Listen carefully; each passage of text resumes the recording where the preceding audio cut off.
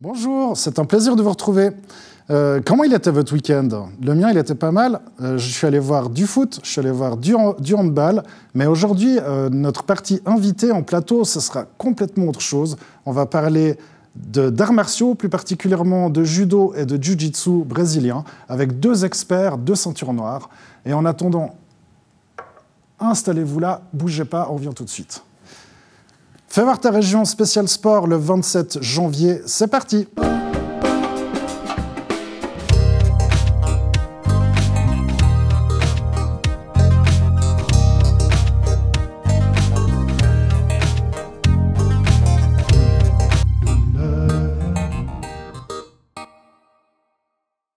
On commence ce rendez-vous sportif hebdomadaire sur NRTV avec du handball. Samedi soir, la salle du Cossy était le théâtre du deuxième derby nyonnais de la saison en Première Ligue.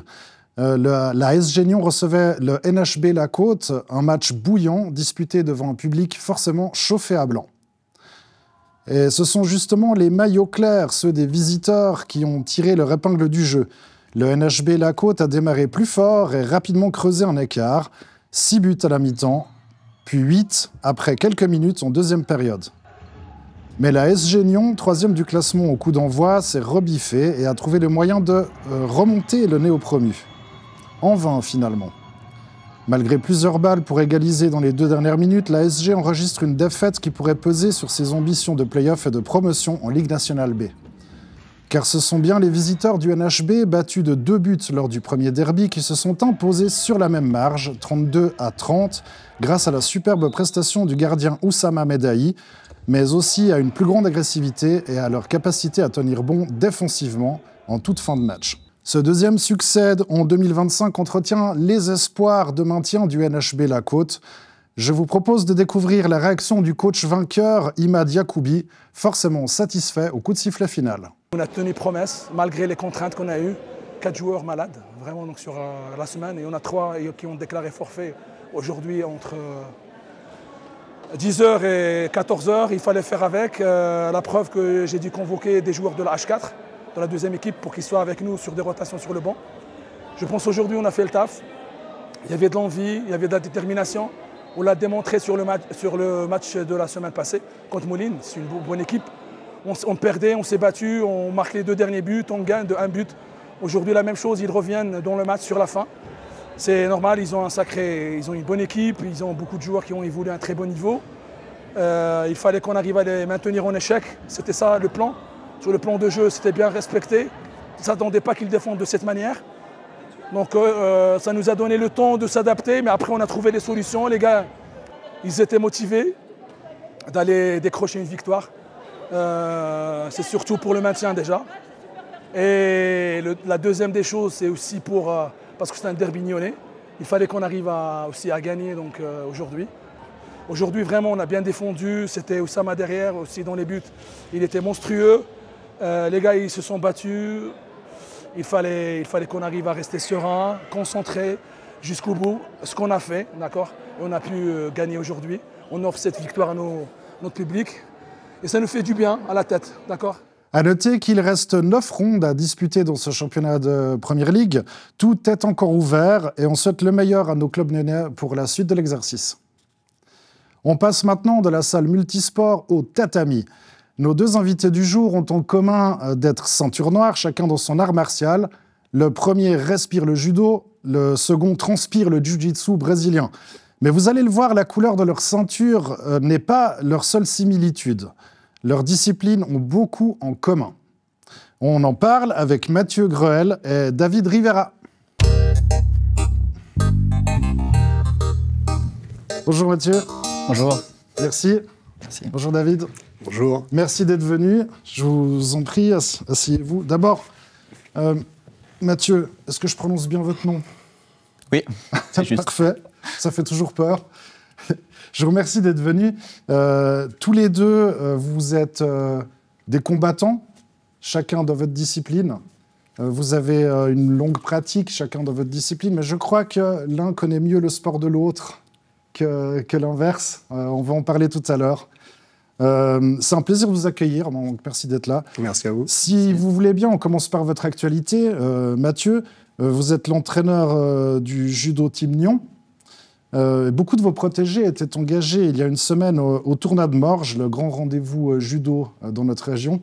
Comment ça s'est passé ? Alors ça s'est très bien passé. Il faut savoir qu'au judo Team Nyon, on collabore aussi beaucoup avec le judo club Morges. Pour la compétition, on a un seul groupe d'entraînement. Je donne aussi des entraînements là-bas avec Laurent Pellet du judo club Morges. Et puis les jeunes de notre groupe d'entraînement de Morges, de Nyon, ont vraiment fait de très bons résultats dans toutes les catégories d'âge, chez les plus jeunes, les moins de 11, chez les moins de 13, moins de 15, ensuite chez les moins de 18, moins de 21, et même en élite, on a fait des résultats intéressants, donc c'est positif. Alors on voit quelques images du tournoi de Morges. Si vous ne deviez en garder qu'un, admettons que vous ne pouviez en garder qu'un seul, ce serait quoi le point marquant du week-end à vos yeux dans ce tournoi ? Peut-être celui-là, ça c'est un combattant de Nyon, Nolan Reynal, qui est un judo assez spectaculaire, on ne le voit plus, C'était la séquence d'avant, ça c'est pas un Morges. Sur la séquence qu'on voyait, Nolan, je disais qu'il y a un judo assez spectaculaire, qui est très fort en contre et qui arrache les adversaires sur l'arrière. On va le voir maintenant. Voilà. On sait qu'avec Nolan, c'est toujours assez impressionnant. Donc, joli judo. On aura l'occasion de commenter quelques séquences de vos sports respectifs tout à l'heure. David Rivera, au-delà de la salle de sport que vous gérez à Vic, votre actu sportive à vous, c'était aussi un tournoi, mais un petit peu plus loin. Un petit peu plus loin que Morges. Il y a une semaine, vous étiez au Brésil pour une grande compétition. Là aussi, ça s'est passé comment pour vous ? Alors, objectivement, j'ai fait 3e. Donc, une médaille de bronze, après deux médailles de bronze en vrai, parce qu'on peut combattre en jiu-jitsu brésilien avec et sans kimono. On y reviendra plus tard. Voilà, c'est pas une obligation, mais moi j'aime bien. Je trouve que chaque compétition est une occasion d'évoluer, donc j'essaye de prendre tous les combats que je peux prendre lorsque je peux les prendre. Donc c'est pour ça que je fais tout le temps les deux, même si je me sens plus à l'aise en kimono. Donc j'ai fait 3e après plusieurs combats. Objectivement, comme je dis, c'est un résultat qui est plutôt bon parce que c'était au Brésil, donc dans le berceau de ce sport. Le niveau est quand même, de manière générale, un peu plus élevé qu'en Europe, même si ça se discute. Et puis, mais de manière générale, c'est quand même là-bas que le sport a évolué en premier. Je suis très content, moi, d'un point de vue personnel, de cette expérience. Après, ça s'est joué à peu. Je pense que, surtout en sans kimono, il y a eu un peu de polémique au niveau de la technique qui a été faite pour m'éliminer en fait en demi-finale, qui théoriquement est illégale dans les règles du jiu-jitsu actuel. Mais je suis quand même content, et puis c'était une expérience complètement folle et très agréable. Alors là aussi, on voit quelques images, mais en kimono, les images qu'on voit. Votre objectif, vous avez dit que vous aviez fait 3e, mais votre objectif en y allant, c'était une médaille ? Mon objectif sincère, c'est d'évoluer, donc c'est de prendre tout ce que je peux prendre. Si je me fixe trop d'objectifs de performance, je pense que c'est contre-productif vis-à-vis de ce sport qui demande quand même un certain relâchement. Donc mon objectif, c'est de pouvoir m'exprimer et via cette expression, d'évoluer. Donc de comprendre mes erreurs éventuelles et puis de vraiment pouvoir en tirer quelque chose. Ça, très sincèrement, c'est mon objectif. Donc après, au niveau du résultat, je m'attendais à peu près à ça. Je m'attendais à être sur le podium suite à mon parcours pré-compétition. Malgré le fait que ça fait pas longtemps que je suis revenu dans ce sport, parce que ça faisait 3-4 ans que je combattais plus. Et là, ça fait 3 mois que je suis de nouveau un peu à fond dedans. Mais très content. On y reviendra tout à l'heure aussi. Mathieu, le judo à Nyon, ça représente combien de pratiquants ? On sait qu'il y a 2 clubs. Le judo club, qui ne fait pas que du judo, comme son nom ne l'indique pas, et le judo team dont vous faites partie. Mais ça représente globalement combien de pratiquants ? Alors pour le judo club, je ne saurais pas me prononcer, mais pour le judo team Nyon, on a à peu près 180 membres qui font du judo de 4 ans jusqu'à l'âge adulte. Voilà, on a un cours adulte aussi qui fonctionne assez bien. Dans la région, le judo, il est bien implanté ? Oui, le judo est bien implanté. Les clubs phares pour la compétition, c'est le judo Team Nyon, le judo club Morges aussi, avec qui on collabore, comme j'ai dit tout à l'heure. À Rolle aussi, il y a un bon club. C'est vrai que les trois clubs, Rolle, Morges et Nyon, on collabore beaucoup. D'ailleurs, demain soir, on a un entraînement commun à Morges. Je pense qu'on aura environ 60 écoliers compétiteurs sur le tatami. Jamais de friction entre les clubs ou...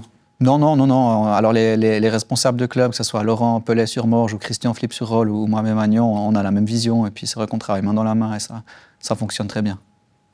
David Rivera, le jiu-jitsu est une discipline plus jeune que le judo, mais elle a connu un boom spectaculaire depuis le Covid, vous me disiez hors antenne. Est-ce que cet engouement, il dure toujours, presque 5 ans plus tard maintenant ? Je pense que c'est vraiment un engouement boule de neige, hein. Ça fait que de grandir et je pense que c'est un sport qui gagne à être connu. Donc avant, c'était, surtout en Europe, peut-être même en Suisse, un sport assez flou pour la population, contrairement au judo qui a pris son essor, je pense, il y a déjà une 50aine d'années, notamment aussi par le fait que ça a été un sport olympique. Ça l'est toujours. Ça l'est toujours, voilà. En termes d'ancienneté, le jiu-jitsu brésilien, il est quand même apparu... Faut savoir que le judo est aussi un sport qui n'est pas si vieux que ça, en soi, en tant que tel. Et le jiu-jitsu brésilien, il est apparu pas si longtemps après que le judo, parce que c'est parti des premiers élèves de Jigoro Kano. Donc c'est vraiment le fondateur du judo qui a exporté le judo et qui est devenu, après, au fil des années, au Brésil, le jiu-jitsu brésilien tel qu'on le connaît aujourd'hui. Aujourd'hui, on dit jiu-jitsu brésilien, spécifiquement. Est-ce que ça veut dire qu'il y a un autre jiu-jitsu ? Oui, alors la discipline mère du judo, notamment, c'est le jiu-jitsu traditionnel. C'est l'art de combat des samouraïs et c'est un jiu-jitsu qui permettait les frappes, bien que aujourd'hui, même en tant que discipline sportive, hein, dans le jiu-jitsu traditionnel, il y a encore les frappes, mais il était quand même axé plus sur les projections. Disons que ça a toujours été un élément crucial du jiu-jitsu même traditionnel, les projections et l'immobilisation, étant donné que c'était un art qui était à la base fait pour le combat en armure. Donc les frappes n'ont jamais eu tant d'importance, même en armure, parce que vous pouvez imaginer que face à une armure, une frappe, c'est pas si efficace que ça. Ensuite, voilà, on a découlé le judo, comme je disais, c'est un art qui a un peu plus de 100 ans. Et à côté de ça, le jiu-jitsu brésilien s'est développé sur l'aspect sol du judo. Mais je pense que... voilà. Je vous coupe là parce qu'on va y revenir tout à l'heure. J'ai envie de vous demander, Mathieu, vous-même, le jiu-jitsu, vous avez déjà essayé ? Non, moi, j'en ai jamais fait. Parce que David a fait du judo. Ouais. C'est juste, hein ? Ouais, c'est juste. Vous avez jamais essayé ? Jamais fait d'autres sports que le judo. Et c'est vrai qu'on dit toujours les jiu-jitsuka, ils sont très forts au sol. On le sait, hein. Mais non, à titre personnel, jamais pratiqué. On va y venir justement, cet aspect au sol avec des vidéos tout à l'heure, mais le judo, on dit c'est un sport olympique, c'est un sport qui est même bien établi aux Jeux olympiques, qui fait partie vraiment des disciplines qu'on peut dire reines, avec énormément de catégories. Est-ce que c'est lisible ? Vous êtes dedans tout le temps, mais vous avez l'impression que le grand public comprend le judo vraiment ? Alors, c'est vrai que c'est toujours la difficulté. Faire comprendre le judo au grand public, il faut quand même, il faut le dire, il faut quand même avoir certaines connaissances pour pouvoir suivre et comprendre un combat. Encore là, pendant les Jeux Olympiques à Paris, j'ai des connaissances qui m'ont dit « oui, on ne comprend pas, les arbitres font des gestes, les combats s'arrêtent sur des actions, on ne sait pas ce qui se passe ». Effectivement, c'est pas facile. La Fédération internationale essaie de faire un travail de simplification des règles d'arbitrage pour que ça soit plus lisible pour le grand public. Mais c'est vrai que ça reste quand même compliqué. C'est pas comme, voilà, je prends l'exemple du foot, on marque un but, tout le monde a compris ce qui s'est passé. Au judo, c'est vrai que c'est plus subtil. Il y a plusieurs façons de gagner un combat. On peut gagner sur des pénalités, sur des plus petites valeurs. Enfin, voilà, c'est toutes des choses qui sont pas forcément simples à faire comprendre. Dans le jiu-jitsu aussi, on a une notion commune avec le judo. Hein. Si je ne me trompe pas, dans la racine du mot, on a la même notion de souplesse. Est-ce que vous avez David, la même sensation de manque de lisibilité par rapport au grand public que ce que vient de décrire Mathieu ? Oui, peut-être même encore plus, parce que c'est vrai que les attitudes au jiu-jitsu qui sont parfois, par exemple, la prise de garde, donc le fait de se mettre sur le dos, quelqu'un qui n'est pas initié au combat au sol, mais en réalité un combat à main nue entre deux êtres humains se termine la plupart du temps au sol. Quelqu'un qui n'est pas initié, il va avoir des attitudes qui vont pas forcément lui parler parce qu'en fait, la position sur le dos, par exemple, est une position qui peut être très offensive. Et vu de l'extérieur, si on n'est pas initié à ce sport, on ne comprend pas tellement. Et on ne comprend pas tellement les enjeux au niveau des points et tout. Donc, effectivement, il faut avoir une initiation, une explication au niveau des règles. Oui, le grand public a un petit peu de peine à comprendre, bien que tout ce qui est soumission est beaucoup plus illustratif. Alors, c'est une façon que vos deux sports ont en commun de pouvoir s'imposer, hein, c'est de soumettre l'adversaire au sol. J'ai juste envie de parler d'une nuance dans le jiu-jitsu. Le grappling, c'est quoi? On va en voir quelques images, justement. Ouais. C'est sans kimono. Alors, c'est le même sport. C'est le même sport, simplement, voilà. Donc là, c'est exactement le même sport, simplement, il n'y a pas de kimono, donc il n'y a pas d'habit. Donc les saisies ne sont plus autorisées.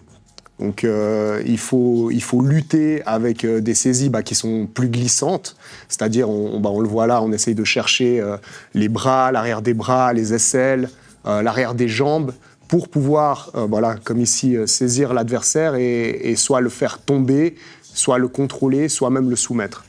Voilà. Donc c'est très intéressant, c'est plus dynamique. Ça offre beaucoup moins de détails. Après, il y a toujours un petit peu la guéguerre entre les deux écoles.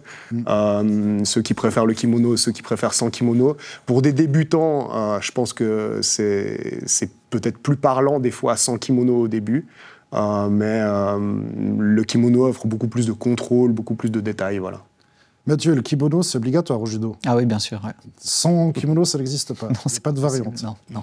Il y a une chose que vos deux sports ont en commun, mais si je m'abuse, il y a quand même quelques différences. C'est les ceintures. Est-ce que ça aussi... parlez-moi d'abord. Au judo, est-ce que les ceintures sont toujours aussi nombreuses? Oui, elles sont assez nombreuses. C'est vrai que ça jalonne un petit peu la progression. Vous pouvez me faire la dérouler? Alors, on commence en étant ceinture blanche, ensuite on obtient la jaune, ceinture orange, la ceinture verte, la bleue, la ceinture brune ensuite. Ça, c'était toutes des ceintures qui sont décernées dans le cadre du club. Et puis ensuite, on peut passer sa ceinture noire. Et là, c'est dans le cadre d'un examen qui est dirigé par des experts de la Fédération suisse de judo. Avec ce qu'on appelle les dan? Les dan, voilà, exactement. Ouais. Premier dan, deuxième dan, jusqu'au 8e dan. Je crois qu'actuellement, le plus haut porteur de dan en Suisse. C'est le plus haut et il a 8 dan. C'est ça. Ça fait un peu moins de ceinture au jiu-jitsu, je crois. Hein. Alors, on a une ceinture supplémentaire. Au jiu-jitsu, on a la violette. Voilà. Qui, en fait, vous avez les mêmes couleurs que on a les mêmes couleurs, simplement, en fait, on a ce stade intermédiaire entre le pratiquant débutant, ceinture blanche, ceinture bleue, après les ceintures colorées pour les enfants. Mais sinon, ceinture blanche, ceinture bleue, ils ont rajouté la ceinture violette pour différencier en fait les pratiquants débutants des pratiquants experts. Donc il y a ce stade intermédiaire où justement c'est une ceinture qui est assez impressionnante à voir en compétition parce que c'est un jeu qui n'est pas encore tout à fait solidifié, mais c'est un jeu très très ouvert. Et la différence qu'on a avec le judo, notamment, via ces ceintures, c'est que nous, on participe aux compétitions en fonction de notre ceinture. Voilà. Chose qu'au judo, tout le monde est mélangé, et ce qui a du bon et du mauvais, hein, c'est pas à moi de juger. La distinction au judo se fait par poids? Par poids et par âge. Et par âge, ouais. Mais pas par couleur. Là, donc ça introduit encore une... Ça introduit encore une nouvelle variante qui donne une accessibilité à la compétition à peu près à n'importe quel participant. Parce que quelqu'un qui est débutant, il va se retrouver avec, étant donné que c'est standardisé quand même au niveau de la durée. Quand je dis c'est standardisé, on a quand même une plage de temps qui est assez large. Mais en gros, une ceinture blanche, ça va être entre 1 et 3 ans de pratique. Donc, si vous commencez la compétition, vous saurez que si la personne est ceinture blanche encore, elle a entre 0 et 3 ans, peut-être maximum de pratique, ce qui est pas mal lorsqu'on veut se mettre un petit peu en confiance. Et puis, justement, ce qui est intéressant avec la compétition, c'est que c'est une des meilleures écoles pour la progression, parce qu'on se rend vraiment compte de nos erreurs. Et voilà, il y a pas mal d'aspects autour de la compétition qui sont très, très, très enrichissants. Mathieu, vous partagez ce constat? Oui, 100%. Vos deux sports sont décrits sur des nomenclatures qui viennent du japonais. C'est le cas pour les deux. Est-ce que c'est exclusivement le cas? Ou est-ce que c'est toujours la culture japonaise qui domine votre discipline? Est-ce qu'on commence à avoir de l'anglais, par exemple? Dans les termes d'arbitrage, non. Non. Non, les termes, c'est des termes japonais. Et après, oui, on a cette influence nippone sur la culture judo. Mais comme on l'a dit avant, c'est un sport qui est olympique, qui est pratiqué dans le monde entier. Il y a énormément de pays, de fédérations nationales qui font du judo. Et c'est vrai qu'à ce niveau-là, c'est une discipline qui est vraiment institutionnalisée au niveau international. J'ai envie de vous poser une question simple, mais la réponse sera peut-être pas forcément comment on gagne au judo. Ouais, c'est une bonne question. Alors, il y a plusieurs façons. Déjà, il faut savoir qu'au judo, il y a un temps de combat. Pour un adulte, c'est 4 minutes. On peut gagner avant la fin du temps réglementaire si on fait tomber l'autre sur le dos. Donc, les deux épaules touchent par terre en même temps. Ça, c'est le ippon. Ippon, exactement. Mais on peut aussi gagner en immobilisant l'adversaire. Les deux épaules doivent toucher par terre pendant 20 secondes. Et on appelle ça l'osekomi, l'immobilisation. Ou on peut aussi soumettre l'adversaire soit par clé de bras, soit par étranglement. Ça, c'est les façons de gagner le combat avant la fin du temps réglementaire. S'il n'y a rien de tout ça qui s'est passé durant les 4 minutes, on peut quand même marquer des petits avantages en faisant tomber l'autre presque sur le dos ou sur le côté, donc Wasari ou Yuko. Yuko, c'est nouveau, ça avait disparu pendant quelques années, c'est revenu juste là, ce mois avec des nouvelles règles internationales. Donc on peut marquer des plus petites valeurs qui sont ensuite décisives à la fin du temps réglementaire. C'est pas comme le ippon qui arrête le combat immédiatement. Je marque Yuko, le combat continue. Voilà. Par contre, à la fin des 4 minutes, si j'ai un Yuko et que mon adversaire n'en a pas, je gagne le combat. C'est ce qui sert à départager en cas d'absence de ippon. Voilà, exactement. S'il n'y a pas de valeur à la fin des 4 minutes, on a ce qu'on appelle un golden score, donc une prolongation, et là, c'est le premier qui marque une valeur qui s'impose. Ça, c'est la partie pour les valeurs, mais aussi la partie des pénalités qui est assez présente au judo quand même. On pénalise des comportements passifs ou antisportifs, et on peut aussi gagner aux pénalités. Donc, pour perdre un combat, il faut avoir reçu 3 pénalités. Le fait d'en recevoir 1 ou 2, ça n'a pas d'influence sur l'issue du combat, mais le fait de prendre 3 pénalités, ça fait qu'on s'incline. C'est éliminatoire. Ouais. Ouais. Et David, même question. Comment on gagne au jiu-jitsu brésilien ?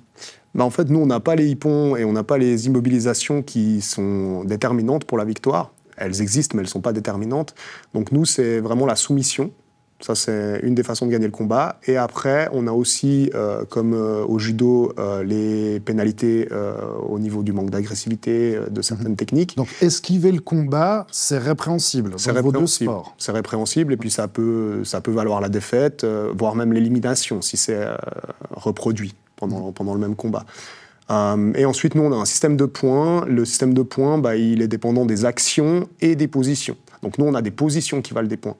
On a certaines positions, par exemple, comme la position montée, où on est vraiment à cheval sur l'adversaire, vaut 4 points. On a la position où on est dans le dos de l'adversaire avec les crochets. Donc il y a des critères pour ces positions, et elles valent aussi des points. Et les actions, ça va être ce qu'on appelle le passage de garde, donc passer les jambes de l'adversaire, la projection, comme au judo, et le renversement.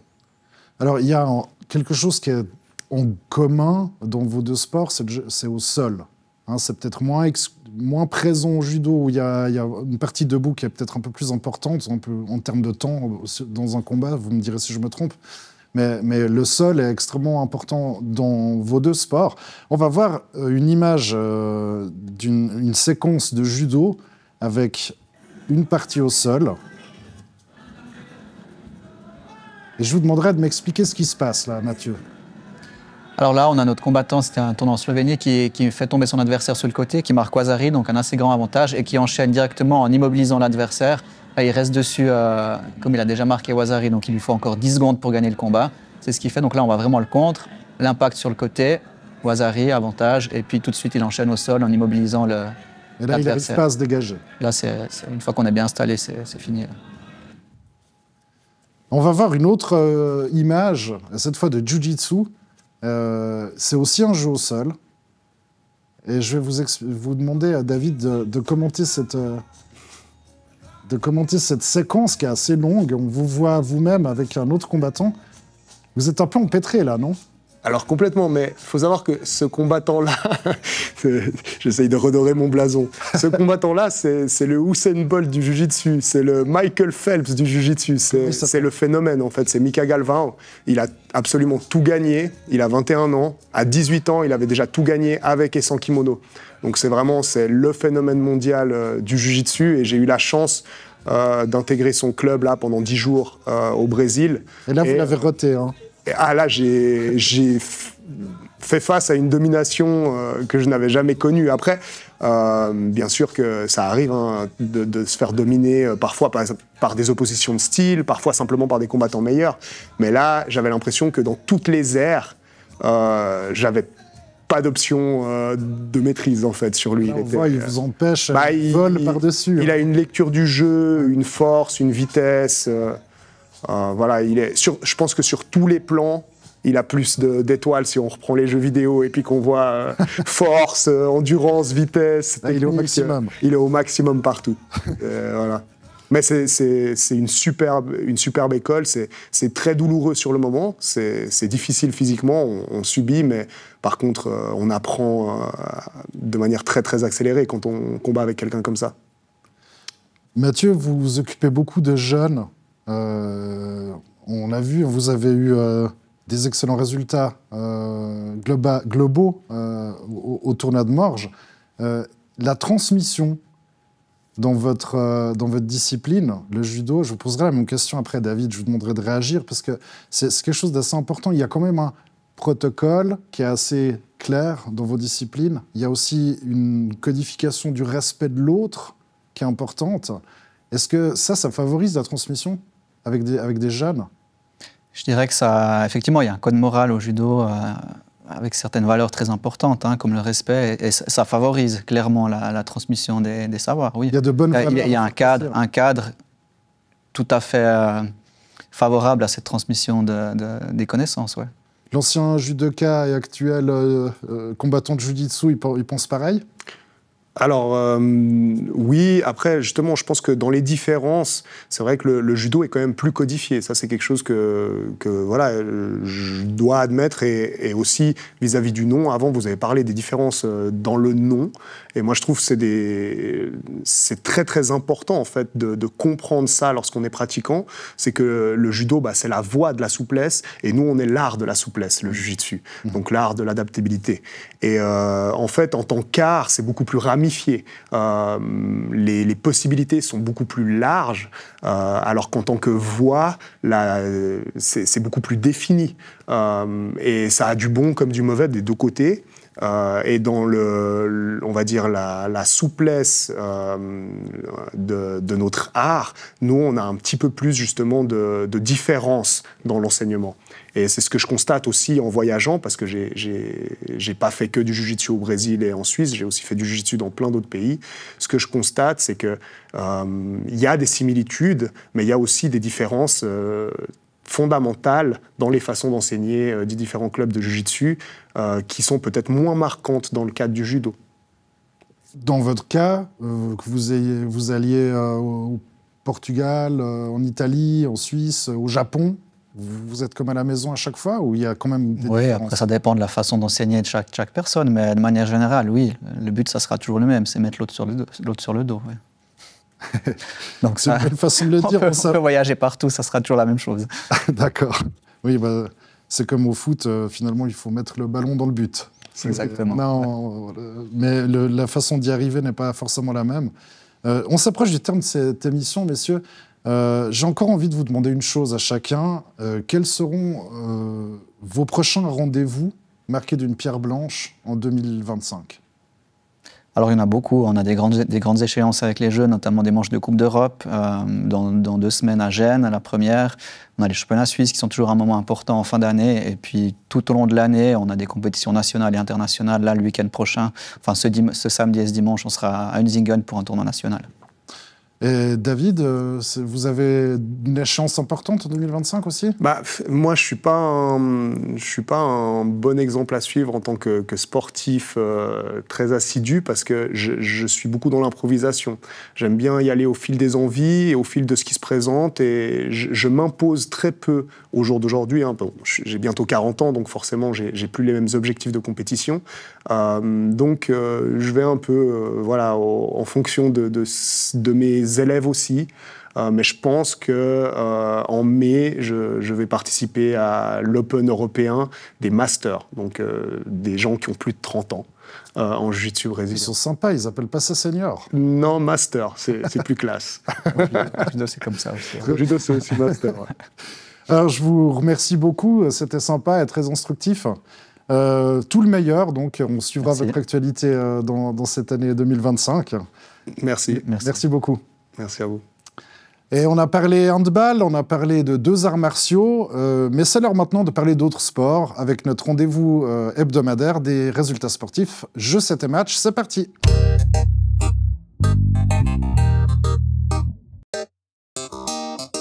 Dans cette édition de Jeux 7 et match, du basket pour commencer avec la Coupe de la Ligue masculine. Samedi, à Clarence, se disputait la demi-finale qui impliquait le bébé Seignon. Malheureusement, les joueurs de la Côte ont dû s'avouer vaincus contre les Geneva Lions sur le score de 90 à 79. On écoute une réaction d'un joueur lyonnais, Maxime Signoroni. Le résultat ne reflète pas vraiment la manière dont on a joué. On a fait beaucoup de bonnes choses. On a eu un peu moins de réussite que eux. Et honnêtement, je pense que c'est ce qui a fait tourner le match en leur faveur parce que on a vraiment retrouvé notre identité de chien en attaque, vraiment, et de jeu collectif. Et on peut le voir même sur le banc, on était beaucoup plus ensemble et ça nous a aidé tout au long du match à créer de meilleures choses sur le terrain. Ça va changer énormément la donne des prochains matchs. Garder cette intensité défensive qu'on a pu montrer aujourd'hui, continuer à s'entraîner au shoot, etc., pour avoir une plus grosse réussite. À noter que c'est finalement Fribourg Olympique qui a enlevé le trophée dimanche. En football, c'est une première rageante pour Andrea Binotto sur le banc du Stade Lyonnais. Les jaunes et noirs menaient vendredi jusqu'à la 86e minute face à Aarau, mais ont encaissé 2 buts in extremis. Cette défaite replace le Stade Lyonnais au 9e rang, alors que Aarau grimpe à la 2e place. En hockey sur glace, c'était une semaine intense pour le HC Nyon en 3e Ligue avec une défaite 4-3 sur le fil face à Royal Lausanne, puis le week-end un net succès 10-2 contre la Vallée. Mais surtout, c'était le temps des réjouissances pour le mariage du joueur Dimitri Frossard samedi. Félicitations. En volleyball, les joueuses U16 du VBC La Côte sont qualifiées pour la première journée des championnats suisses de la catégorie qui se tiendra le 8 février à Neuchâtel. Elles ont dominé Maureneschen, les Liechtensteinoises, 3-7-0. Enfin, au futsal, US Terre Sainte Futsal présentait un effectif très affaibli ce week-end et c'est logiquement que l'équipe n'a pas fait le poids en Second League. Le score est net, 16-2 face à l'AS Charmilles. Cette émission est arrivée à son terme. Je vous remercie de l'avoir suivi. FC Politique, c'est demain mardi avec Florian Cavalleri. Fais voir tes régions revient mercredi avec un menu un peu particulier. Je recevrai un sportif, mais pour parler d'autre chose. Je ne vous en dis pas plus, histoire de garder la surprise. Enfin, jeudi, comme d'habitude, Andrea Braslopo déclinera l'actualité culturelle de notre région. Allez, passez une bonne soirée sur NRTV. Salut!